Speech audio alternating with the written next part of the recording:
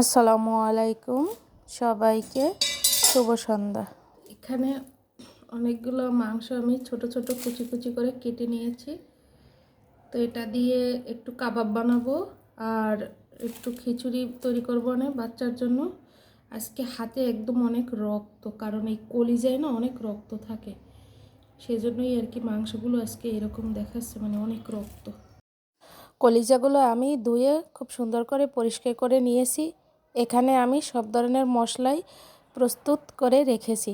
তো প্রথমে আমি কড়াইতে সরিষার তেল দিয়ে দেব। সরিষার তেল খেতে আর কি আমার খুব ভালো লাগে।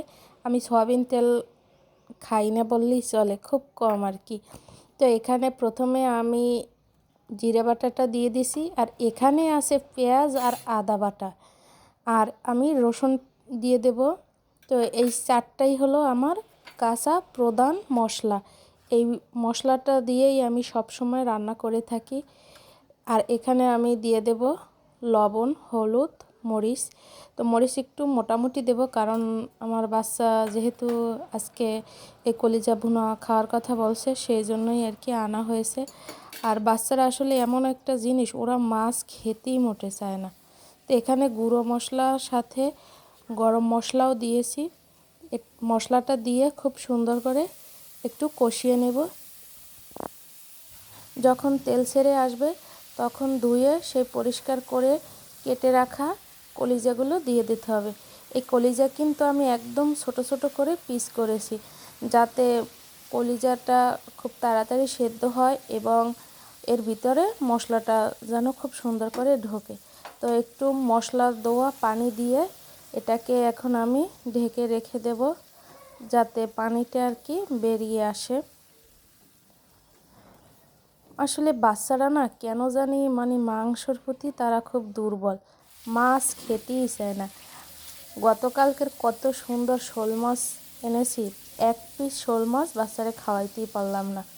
তো সেই জন্যই আর কি ওর জন্য এই খাবারগুলো আর কি আনছি। তো এখানে আমি এই কলিজাটা খুব সুন্দর করে কষিয়ে নিয়ে আবারও অল্প একটু পানি দিয়ে আবারও একটু কষিয়ে নেব, কারণ মাংস আর কি যত কষাবা তত খেতে কিন্তু ভালো লাগে।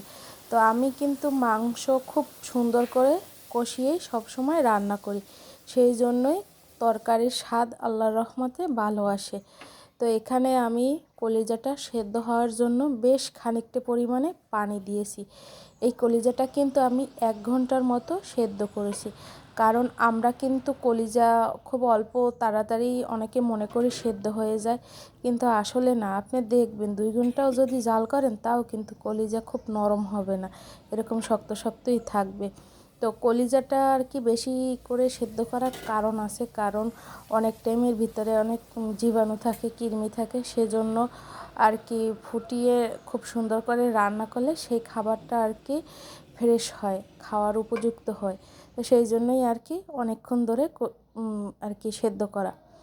তো আমার কলিজা ভুনাটা হয়ে গেছে, তো দেখতেও কিন্তু অনেকটা লোভনীয় হয়েছে। তো এখানে আমার আজকে কলিজার পরিমাণ ছিল আধা কেজি, 500 গ্রামের মতো। তো ধন্যবাদ সবাইকে আমার এই পুরো ভিডিওটি দেখার জন্য।